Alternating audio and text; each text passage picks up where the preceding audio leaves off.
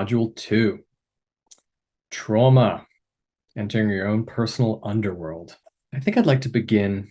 How do we talk to a 4-year-old about trauma, right? Because we should be, because they can understand it, and we need to have language. And so I'm going to give you an example of a story that you can tell and an exercise that you can explore with a 4-year-old to begin laying foundations for a lifetime of healthy trauma, healing, resolution, literacy, and ultimate empowerment. So at some point, when your child is in emotional pain, and of course, we're not working with, catastrophic head trauma, right? In that case, like go to the ER.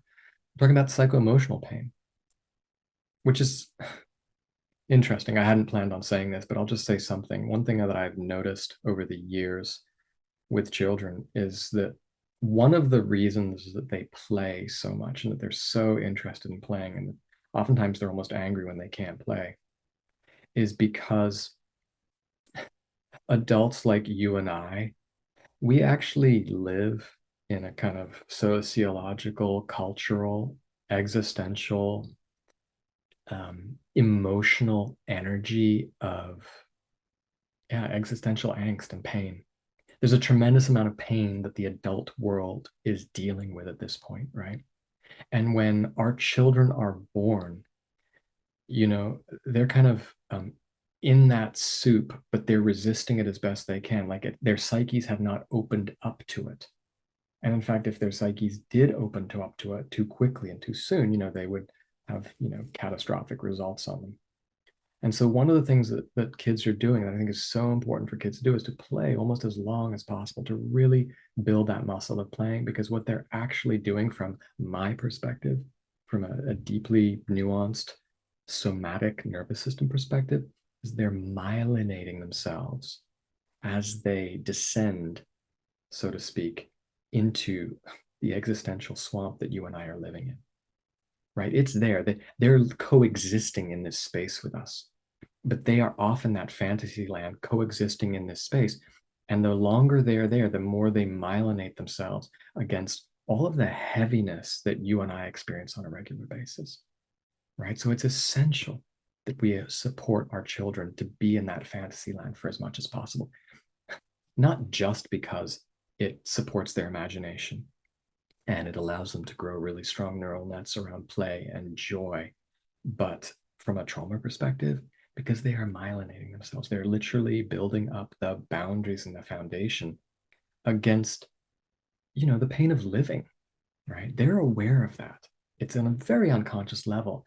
And what they're aware of is that they just don't want to be serious. Like that's how you actually observe it. They don't want to be serious because they want to go off into that land, and we have to support them. So within that context, at some point, your child is going to be in emotional pain and you're going to be comforting them. And what you could do is you could make a sweet little drawing of them with a sad face. And then you could say to them, where do you feel the pain? And when they point to their bellies or their emotional heart in the center of their chest or their head, you take a paintbrush and you paint a little blue dot on it. And then you say something like, when we're in pain, some people say that we're feeling blue. And you add some more blue to that little spot, and they'll kind of look at you and they might smile. And then you draw mommy and daddy next to them, perhaps even behind them. Mommy on the left, daddy on the right, just the feminine and masculine sides. So it's archetypally coherent. And if you want, above, you can paint the sun or God or Odin or Athena. And then you can begin to draw kind of like a bright ray of yellow light coming from God through the hearts, through the energetic hearts of mommy and daddy, and slowly into the blue dot, into the body of them, child. And as you do this, you can say to them, when you're blue, you can just call in the healing energy of mommy and daddy and God and Athena. And you can call it into that place where you feel blue. And what you will find is that when you do that, the yellow will turn the blue into a healthy, healed green. And then, of course, the magic trick is that before their very eyes, you mix that yellow color with the blue so that it does indeed turn green. And this is the best way that I have found to symbolically indoctrinate a young child at the unconscious level in the energetic transmutational process of healing trauma, period. Full stop. Because if you're not telling them about healing and transformation, you're showing them. They're seeing it taking place, right? It's not a conversation. It's not theoretical. It's not abstract. It's an irrefutable fact of reality because they have seen it before their very eyes. Now, let's go to level 2, right? Your child is now 6 or 7 years old. And because you use the word trauma, in your household regularly, at some point they say, "What's trauma, daddy? What's trauma, mommy?" And then you say, because you've prepared well, when you get really hurt, a part of you on the inside disappears. And they look at you. "Oh. When you get really hurt, a part of you on the inside disappears. Where does it go, daddy?" Well, it goes into a deep, dark hole inside of us called the unconscious. It's kind of like a safe or a vault. Ooh. And then the next time that you find yourself in a situation that looks or sounds or feels like that first situation where you got really hurt, you won't be able to act normally because the part of you that would have normally been there to respond to that situation has disappeared. It's gone into the unconscious, into the vault. And in its place, a really weird part of you shows up. How's it weird, daddy? Well, it's weird because it's a bit like a big rusty suit of armor with a big iron helmet. And it isn't very smart. And it can't really see things very clearly because of that, big rusty helmet that it's wearing. And you can't really control it very well because of all that heavy armor. And most of all, it isn't very nice. And so this part of you starts taking over your life in this particular area where you got hurt. Even though it thinks it's trying to help, it's actually making things worse. And they're looking at you like, wow, okay. And kids get this. I mean, they'll get it in a flash, man. And then you say, but you want to know what's even worse than that? Like, what? The story just gets better and better. Well, what's worse than even that is the fact that we don't even know this is happening. We actually don't even realize that this part of us has disappeared and the armor has showed up. What do we do, daddy? Well, I'm glad you asked, you say. Either someone you trust has to tell you that it's happening so you can recognize that it's happening, or you have to experience that situation where you disappear and the dumb, half-blind, empty suit of armor shows up over and over and over and over again. And all this pain happens and the armor gets into trouble over and over again until you realize that it's actually happening.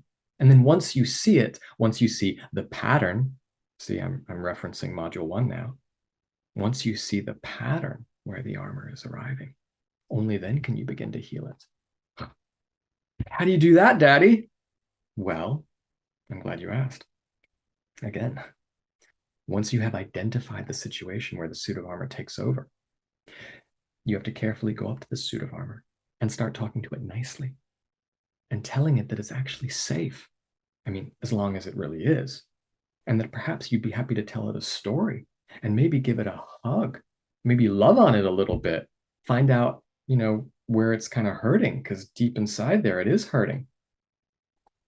And if you're brave enough and you're kind enough with it, if you're not scared of the armor, and if you can be sweet enough to know that it's actually in pain, that painful part, that part of you that left is deep down in there, and you care for that armor, it will actually fall asleep, the armor, and it will disappear into the unconscious where it came from.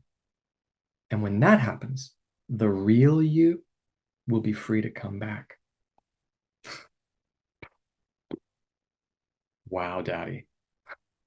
But wait, this is my favorite part. Wait, daddy, What happens if we don't heal it? Ugh, well, yeah, not healing is a tragedy because the less we heal and the more hurt we get, and we do get hurt in life. I mean, it just happens. Well, the more parts of us disappear and the more our life gets taken over by the empty suit of armor. And some people have been so hurt, so traumatized, that the majority of the real them has actually disappeared. And only the armor is left. And in the worst case scenarios, some people actually begin to believe that they are the suit of armor. And they completely forget that there was ever a time when there was a real them. And that really blows their mind, but they get it. They totally get it. And then they might say something like, oh, are those people like zombies, Daddy? And then you're like, no, no, no, I wouldn't use that term. That's not really very nice. But in a way, you're right. Yes, that's a good analogy. Analogy means kind of something that's a little bit like something else. Because, for example, when sometimes like when Daddy loses his temper because he's tired or sad and he snaps at you, or he snaps at Mommy, right? Mm-hmm. They're going to give you all that, right? Well, in those moments, Daddy's a bit of a zombie. He's a bit of a zombie in a suit of armor, isn't he? And the responsibility of Daddy in that moment is to notice that's happening and always try and put the zombie back to sleep and bring back the nice, happy Daddy from the unconscious. But it's also the responsibility of the whole family to notice when that happens to Daddy too, or when it happens to Mommy, or when it happens to you. And it's always easier for someone else to notice when we become a suit of armor before we do. Because as I've said, we usually don't realize it's happening. And if you're up for it, a fun family game that we can play is to see who notices when someone becomes a suit of armor first and begins to care for them before anyone else does. Because, when Daddy disappears, or Mommy, or you, or your brother, or your sister disappear and they get taken over by the zombie suit of armor, we always have to remember that this is the moment that they are most hurt and most sensitive, and they need the help of the family and those they love the most. Unless, of course, they're being a complete asshole like Daddy sometimes, in which case you just tell him to go to the gym and we'll see him when he comes back. Gonna get that again. So what do you say, little guy or little gal? How about we play this game? The next time we see anyone in the family wearing the zombie suit of armor, what do? We love on them until the real them comes back. Is the right answer. Well done. We're courageous. We don't get afraid by the zombie suit of armor. We know that they are actually at their most vulnerable. And that is how you educate your young family.